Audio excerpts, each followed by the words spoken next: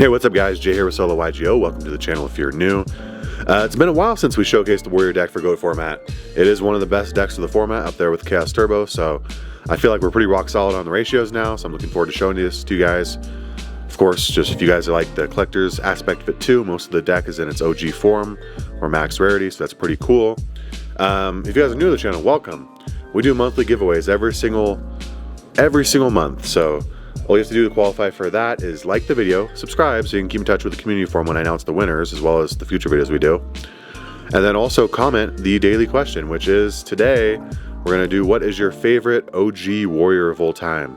For me, that's going to be Blade Knight, but honestly, it's probably a tie between that and Marauding Captain. I usually say Marauding Captain, but Blade Knight came to mind. Those two are two of my favorites, but we don't play Marauding Captain. He's not very good. So yeah, we'll get straight into it, but before we do that, check out the channel membership and the Patreon down below. That helps with the giveaways, as well as just get your name in the video, gets you some additional chances to win some more giveaways, all that good stuff.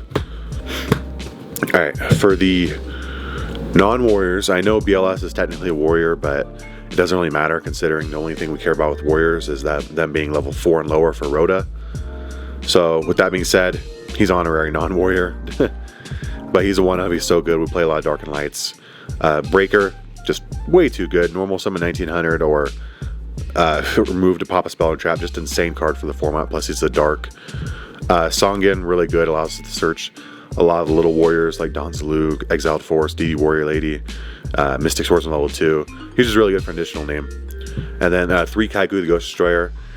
More like Kaiku the Meta Destroyer. This guy is insane against anything Chaos. They cannot banish anything from their graveyard, and he can also banish from their graveyard to make sure, even after they out him, that they have nothing there to do for chaos material. Plus, he's an 1800 beater, and he's a dark. It's just insane for the format. Kaiku is so good. Main deck 3 just always feels very nice. Like I said, even if you're not getting his value for his effect, you're getting an 1800 dark beater for yourself.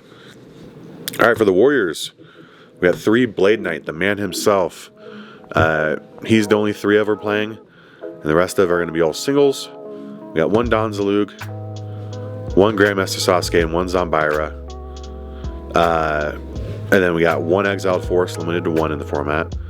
1 DD Warrior Lady, limited to 1 in the format. And then 1 Mystic Swordsman level 2.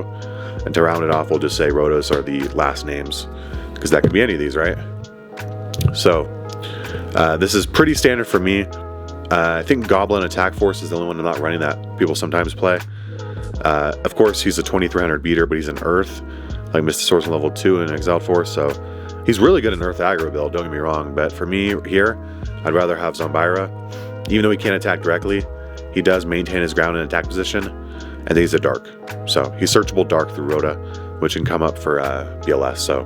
But you could play Goblin Attack Force. I just don't think it's worth it for those 200 extra attack points. It does feel nice if it connects directly to the face, but yeah, don't need more dwell on that anymore. Don Zalug, you want to attack directly, discard a card, that's always good. And then Sasuke and level Swordsman level 2, those are for attacking defense position monsters, face down and then face up. And then you guys know what DD Warrior and Exiled Force do, just searchable outs with Rhea Rhoda, so which is really nice. Then Blade Knight, the best one in a simplified game state. 2000 attack when you have 1 or less card in your hands. And then also, you know, he negates flip effects if it's the only one you control, if he destroys them. So he kind of hard loses to Gravekeeper Spy, which is very prevalent in the format, but nonetheless, great card. Always feels nice preventing a Dekoichi or a Moth or anything like that. For the last 2 ofs, we have 2 Noblemen of Crossout. And then for the Trinity, we're playing 1 Pot of Greed, 1 Graceful Charity, 1 Delinquent Duo. You can't be caught without them. With that being said, you probably also can't be caught without Snatch Steal. Premature Barrel, just a choice for this deck. It's aggro, so we like to recur stuff. Plus, being able to double Exiled Force or double DD, or not DD Warrior Lady, I guess, should be banished, but bring back another beater, whatever, feels good. Kaiku, bring it back. Heavy Storm and MST, really good. You have to feel safe going in, plus that's pretty standard across all the GOAT format anyways. Then let's move on to the traps. If you guys have any questions about like certain ratios and why we don't play more of a card, let us know down below. And then I can also say that it's probably because they're limited to 1. If you go to goatformat.com, they have the ban list there and a lot of good information about goat format, so that's always nice. For the traps, playing 1 Mirror Force, 1 Torrential Tribute, 1 Ring of Destruction, 1 Call of the Haunted. Those are going to be our singles. Those are all limited to 1. For the multiples, we have 2 Trap Dust Shoot, 2 Dust Tornado, and then 3 Solemn Judgment, and 3 Socrates Armor. This deck is so annoying to play against. Warriors have so much back row. We were playing like a more of a spell heavy Royal Decree build the last time you guys saw us with this deck.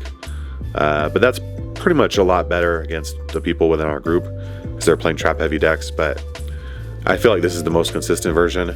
Just running a crap ton of traps yourself, especially since not everybody's maining or playing Royal Decree anyways, or Jinzo.